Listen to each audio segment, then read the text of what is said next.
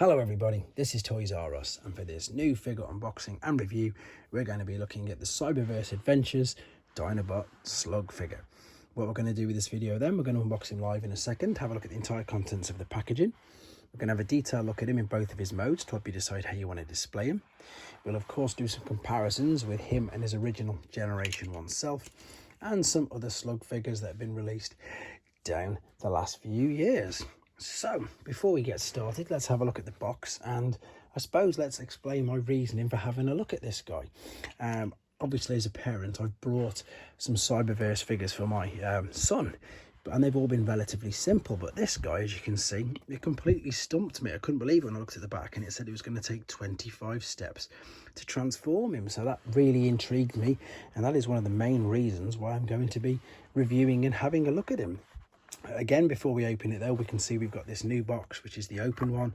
No plastic here at all, which, to be honest, I know a lot of people don't like because they don't want to display it that way, but as you can also see, it means that the boxes without the support here look like they're going to get damaged quite easily. This was fresh off a shelf, it didn't have anything on top of it, but as you can see, it's already damaged and ripped because of this. We do have some nice artwork here though of the Dinobots. As I say, there they are on that side, and it says Dinobots Unite, and of course I believe that you can combine all these as well. So let's have a look at him. Yeah, this feels really flimsy. Just even trying to open it up feels like I'm going to rip it, which, you know, that's not great. You don't want that at all. Let's slide him out then, and there's quite a bit of things here, to be honest, by the looks of that. He looks a fair size. We've got the instructions here, and he's got quite a few accessories looking at all this. Yep, they all come through on the back as well. So what I need to do then is set him free from there and come right back to you. Okay then, so first impressions, I've literally just took him out of the packaging, and to be honest, he doesn't look that bad at all. You've got a nice head sculpt there. It is quite simple, it is quite blocky, but as you can see, you can turn and move the head a little bit. I wonder if you can move this whole thing. Yes, you can. There you go. You see you've got full rotation articulation on the head. You've got ball and socket joints in the shoulders, bicep flexion. You've got a waist swivel. You've got ball and socket joints in the top of the hips. Knees are bending, ankles are tilted and rocking. I mean, for a Cyberverse figure, this is very, very impressive, if I'm being honest. Again, it's completely stumped me, surprised me. That's why I'm having a decent look at him. Okay, that's all right. The rest of the things that come with him, it looks like these are his blasters, and these, I would imagine, are going to fit on top of that. We can have a detailed look at that in a second. And he's got his nice small axe, which is a little bit of a homage to G1, but in G1 he has a sword. We've got the instructions, which again, I'm going to have a detailed look at these in a second. But overall, again, very impressed with this. Well, supposed to be, I'm not going to say basic figure, but I think everybody knows what I mean. As I say, the Cyberverse figures, they are aimed at a much younger audience, 6+ here, whereas of course some of the other figures, especially the War for Cybertrons, can be 8+ and more. So let's have a look at him in his alt mode. Right then, we're back, and as you can see, he's in his alternate mode, and I'm not going to lie to you guys, and I'm just about to open myself up for an absolute load of ridicule, but it took me ages. I'm not joking. Best part of half an hour, I think, to have a go at doing this. There's some really, really crazy tricks and transformation processes in here. You know, there's 25 steps. I checked reference points. I checked some images. And again, I'm not going to spoil it for you guys now if you don't want to see it. I'm going to upload it separately in another video. And again, especially to keep the length of the video down. It looks really good. But yeah, even the reference pictures and the place I use a lot, TF Wiki, you can see there, that is definitely mistransformed. There's a huge gap in the back, and that was the problem that I kept on having. But again, you can see this in a separate video. With regards to the figure though, I think it's its weaker mode, to be honest, considering it is as articulate as it is. You can see you've still got movement, you know, in the top hind part and the knees on pretty much, yeah, all 4 limbs, which is good. You can see you can move the head up and down, the mouth is there, the actual robot head is hidden under there, which you could turn around. To be honest, I could have probably have done that. And the tail is quite small, but it looks all right. Again, we are talking about a Cyberverse figure here, so I think for the price point and for where it is, it's incredibly detailed and incredibly good. So what we're going to do, we're going to attach all the weaponry to it. So we've got the 5mm port there, we've got loads loads. In fact, we've got these here and here. So if you wanted to mix and match these, or perhaps, will it go there? Yeah, you could put the axe there if you wanted to. If you wanted to use any of your War for Cybertron, you know, blast effects or battle masters, you could do quite easily. So yeah, let's take the gun.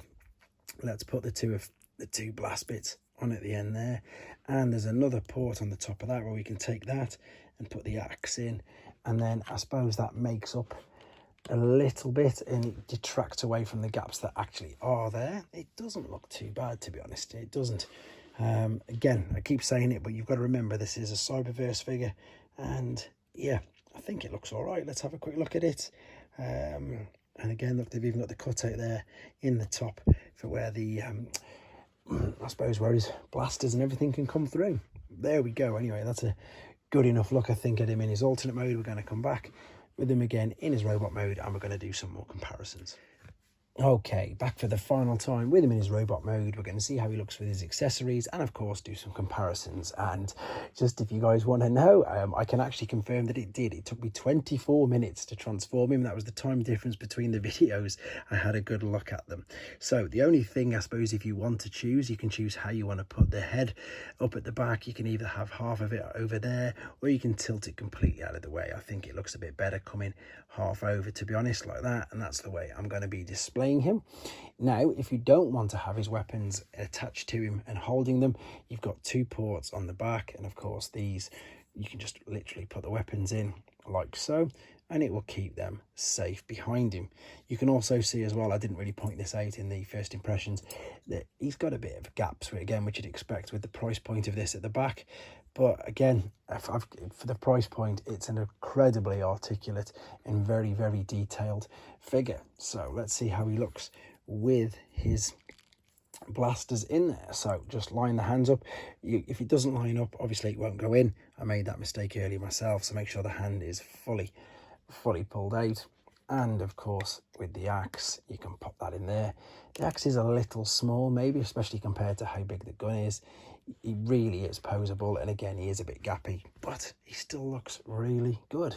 What I'm going to do then is just put the arms down just for a second, because I want to do some comparisons for you. So let's straighten him up first and foremost, and the first one we're going to do is compare him with his G1 self, and he stands up really well compared to this guy.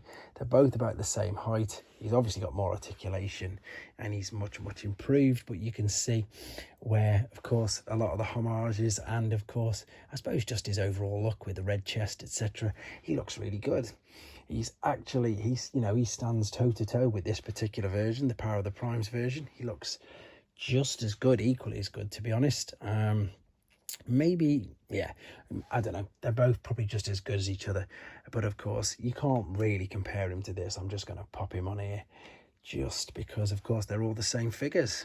This guy obviously is one of my favorite figures anyway, but again, going back to the one that we're looking at, pleasantly surprised with, in fact, not pleasantly, really surprised with how good he is, how articulate he is, and what a complex transformation he's got. If you want to see that, as I've already said, you can see that separately in a video I'll upload straight after this.